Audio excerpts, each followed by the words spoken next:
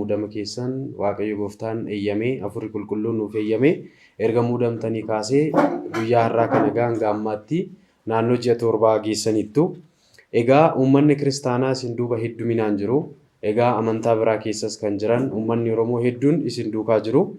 Egaan hanga har'aatti uummataaf akka ifa ta'uuf wantoota hojjechaa jirtan, wantoota dabarsaa turtan akkasumas gara fuulduraas uummata keenya kana faana uummata qabattanii maal akka hojjettan uummata keenyaaf akka nu ibsitan egaa kabajaan sin gaafan. Maqaa Ilmaa, maqaa Hafuura Qulqulluu Waaqa tokkotti ni amanna. Ani Abbaa Barsumaan jedhama. Amajjii 14 jaalala Waaqayyoo fi akkasuma eebbifamtoota abboota keenyaa sadan ta'ee Abbaasota 26 muudaman keessaa isa tokkodha. Egaa erga guyyaa muudamneetii kaasee hamma wanaatti maal dabarsitan, maal hojjettanii, maalirra jirtu, gara fuulduraattis maal yaaddu jechuudhaa fi isa jedhuuf wanti gaariin nutti dabarsine jira. Wanti nuti immoo callisuunis dabarsine jira. Yeroo nuti hojiidhaanis dabarsine jira. Egaa akkuma beekamu amajjii 14 kaasee gara biyya lallabaa keenyaatti ramadamnee sinodosii Oromiyaaf sabaaf sablammiitiin rimiddii nuu kenname irratti hundoofnee qaama mootummaas deeggarsanii nuu godheen gara hojii keenyaatiif gara uummata keenyaa deemnee uummata keenya wajjin akka wal agarruu fi uummata keenya akka tajaajillus ta'ee ture. Tajaajila kanaas haala uummata gammachiisuu fi haala gaaffii uummataa jaarraaf waggaa bara dheeraa deebisuun tajaajilaa turre. Hooggansi gaariin yookaas bulchiinsi gaariin akka inni lafa qabatu,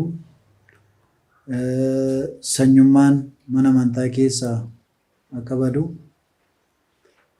malaammaltummaan akka dhabamsiifamu, siyaasii mana amantaa keessatti akka bakka hin qabanneef, hojiin siyaasaaf hojiin amantaa wal qabatee akka hin deemne, siyaasa qaama siyaasaatiif dhiifnee kallattii hojiin amantaa babal'atuu fi wangeelli mootummaa Waaqayyoo tajaajila hafuuraa uummata keenya biraa akka ga'u baadiyyaaf magaalaa bataskaanni cufame akka banamuuf uummati keenya mana amantaa keessaa qooqa isaatiin dhaga'uu dhabee kan mana amantaa keessaa ba'ee utuu hin beekin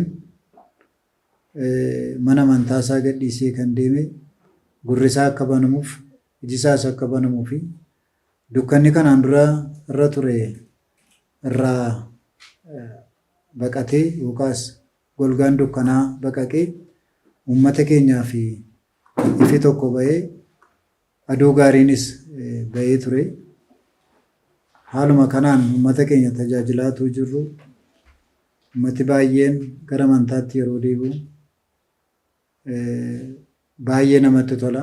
Kaayyoon keenyas uummata gara mana amantaatti gara Waaqayyootti deebisnee Waaqayyo wajjin wal agarsiisnee tikee kana tiksee gaarii taanee haala wangeelli mootummaa Waaqayyoof gooftaan keenya fayyisaan keenya Yesuus Kiristoosis nu ajajuuf nu abboomuun gara mootummaa Waaqayyootti hoolota Waaqayyoo tikee Waaqayyoo kana deebisuu uummata Waaqayyoo gara Waaqayyootti deebisuudha. Kaayyoon keenyas qooqa isaatiin akka inni dhaga'uuf, akka inni tajaajiluuf, akka inni tajaajilamuuf uummati keenya immoo amantaa kana kan isaa godhatee akka qabatuuf alaalatti akka hin ilaalle, akka amantaa biraatti akka hin ilaalle, amantaan kun kan koodha, bataskaanni kun kan kooti jedhee itti amanee uummati kun dhaga'ee amanee garaa qulqulluuf laphee qulqulluudhaan walqixxummaadhaan bilisaan mirga haala walqixxummaa qabaatuun mirga guutuun akkama mucaa yookaas ijoollee mana maatii isaa mana abbaa isaa keessa jiraatutti uummati kun mana Waaqayyoo keessa jiraatee deebii dhufaatii lammataa dhufaatii Kiristoos yeroo ga'u immoo mirga abbaa isaa mirga Kiristoosiin gannata mootummaa Waaqayyoo akka inni dhaaluuf kaayyoon lallaba wangeelaas kaayyoon keenyas kanuma waan ta'eef. Kanaaf tajaajila kanaan utuu jirru qaamii yeroo bataskaanni cufamu, yeroo ummati bahee deemu, yeroo amantooti baay'een mana amantaa keessaa ba'anii deeman, mirga dhabanii, bulchiisa gaarii dhabanii, musliimaan itti baay'ate, sanyummaadhaan qoodamanii tajaajiltootiif ummati baay'een mana amantaa keessaa yeroo ba'anii deeman qaamiin dubbanne hojii gaariin akkasiitii fi ifti gaariin uummata keenya gaafa ba'u inni eekkamsiise hin aarse waan ta'eef gara biyya jeequuf biyya diiguutti gaafa deemu mootummaan keenya lolarra nagaa wayya waan ta'eedhaa fi dhimma kana naaf dhiisaatti kottaa ol deebi'aa gaafa jedhu deebinee gara mootummaan nu waametti olaantummaa seeraatiif jecha qaama biraadhaaf wanti nu waamneef hin jiru. Muudamni keenyas waan irra deebi'amu hin qabu. Muudama lammataas waan eegnus hin qabu. Muudamni haqamus hin jiru. Qoobiin lafarraa fuudhee namni qoobii namarraa fuudhee lafa kaa'us hin jiru. Namni qoobii lafa kaa'us hin jiru. Namni namarraa fuudhus hin jiru. Qoobiin al tokko namarra taa'ee namarraa bu'us immoo hin jiru. Kinatiin yookaas lububbaan phaaphaasummaa, episkooposummaa irra deebi'amus hin jiru. Kan namni namarraa fuudhus hin jiru. Aangoo kanaas qaamni qabus hin jiru. Tokkicha duwwaa mootummaa keenya dhaga'uu waan nurra jiraatuuf nagaa wayya waan ta'eef nageenyaaf jecha nageenya uummata keenya, nageenya biyya keenya, nageenya mana amantaa keenyaatiif jecha dhiisnee gara Finfinneetti gaafa deebinu immoo ammas hojii malee hin teenye nuti. Turaa dhimmi konaanaaf dhiisaa caamsaatti ni raawwata waan ta'eef. Gara uummata keessaniittis hin deebitu waan nuun jedhameef duwwaa Finfinnee taa'uun dirqama nutti ta'e malee uummata keenya yaaduu dhiisnee miti, uummata keenya irraa fagaachuu barbaannee miti, uummata keenya aarsaa kaffalu bukkee dhaabbannee nus uummata kana tajaajiluu ni barbaanna. Haa ta'u garuu erga turree booddee immoo haalli muudama geggeeffamee adoolessa 9 geggeeffamee muudama sirrii akka hin taanee fi haala uummata keenya gammachiisuuf seera mana amantaa deeggaruunis waa hin taaneef callisnee dhuma turre. Haa ta'u malee amma turtii kanaatti nuti erga uummata keenya irraa adda baanee godina keenya irraas dhiisnee erga dhufneeti yaa'u macaafa tokko tokko akka inni hiikamu gochuudhaan ergaan nagaas uummata bira akka ga'u gochuudhaan namnis tasgabbiidhaan obsaan taa'ee eeggatee guyyaa furmaata argatu akka eegus karaa adda addaatiin gorsa kennuudhaan hojiin hojjetamaa ture hojii guddaadha. Karaa tokkoonis karaa lamaanis karaa biraas uummata barsiisuu uummata tajaajiluu ni danda'a waan ta'eedhaaf karaa maxxansa adda addaa amma wanaa kanatti turreerra. Akkuma abbootii kan biraan tursanis waan hundumaatiif biyya keenyaafis furmaata uummata keenyaatiifis nuufis taanaan kadhannaan murteessaadha waan ta'eef waaqayyootti harka ol bal'isuun murteessaadha waan ta'eef imimmaan Israa'eliin inni dhaga'e saba Israa'eliin garbummaa keessaa baasuudhaaf imimmaan saba kanaaf dhaga'ee guyyaa tokko uummata kanaaf guyyaan boqonnaa guyyaan tasgabbii guyyaan gammachuu tokko hin dhufa jennee waan hin nuufi waaqayyotti duwwaa kennuu ture. Rakkoo biyya kanaa yookaas rakkoo uummata keenyaa mana amantaa keenya keessa jiru akka hiikamuuf waaqayyoos akka nu gargaaruuf tajaajilli keenyas akka milkaa'uuf karaan keenyas karaa waaqayyoof yookaan namoota waaqayyoo akka ta'uu fi kadhannaadhaan waaqayyoon yaadachiisuu hojii tokko ture sumarra turre. Egaa haala amma irra jirru immoo subaayee kana keessa yeroo namooti kadhatan yeroo namoonni subaayee galan inni kaan callaa nyaachuun inni danda'us haaluma danda'een subaayee kana kadhannaa yaadannoo giiftii keenya qulqulleettii dubaroo maaramii guyyaa tokko amma guyyaa 16tti soomamu kana yeroo kadhannaati ture. Amma garuu uummanni keenya baay'ee kan nu gaddisiisu keenya isaa jeequmsa gaarii hin taanee fi haala gaarii hin taane keessa jiraachuun isaa baay'ee nutti dhaga'ama. Namoonni kaan mana hidhaatti darbatamu, inni kaan bataskaana dhaqee nageenya dhabaa. Oddoo bataskaana dhaqee faarfatee galateeffatee wangeela mootummaa waaqayyoo dhaga'ee eebbifamee boqotee galu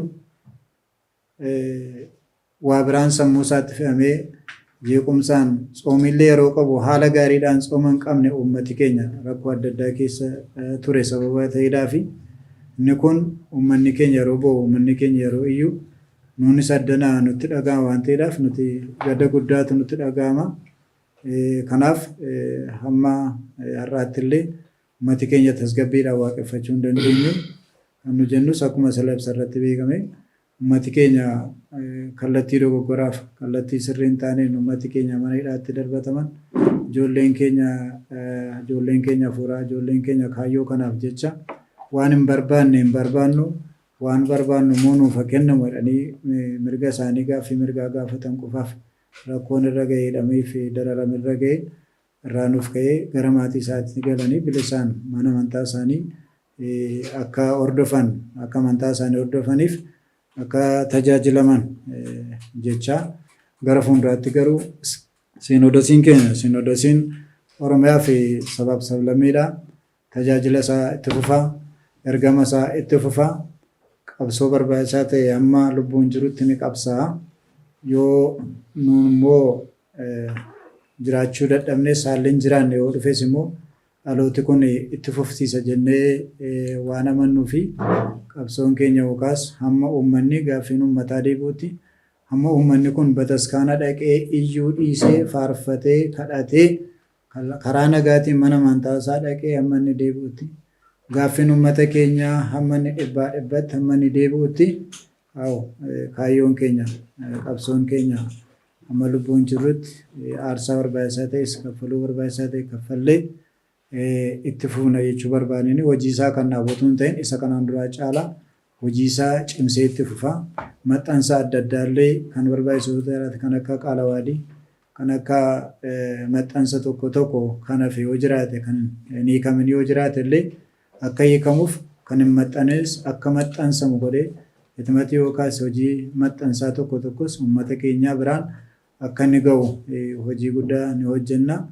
Kanaafuu uummati keenyas immoo karaa nagaatiin karaa jaalalaatiin tokkummaa qabaatee waliigaltee qabaatee amantaa isaatiif amantaa isaa akka inni hordofu Tsoomii kanas immoo yeroo kadhannaadha. Tsoomiin kun tsoomii araaraa, tsoomii jaalalaa, tsoomii dhiifamaaf, tsoomii eebbaa akka inni uummata keenyaaf saba Itoophiyaa irra jiraatan hundumaatiif biyya alaallee kan jiran ijoollee keenya hundumaaf akka eebbi tsoomii kana isaan qaqqabu fedhii keenyaaf kadhannaa keenya yeroo hundumaadha. Waaqayyo biyya keenya nuuf eebbisu, uummata keenya nuuf eegu, nagaadhaaf araaraan hunduma keenya nu haa tiksu. Galatooma ulfaadha.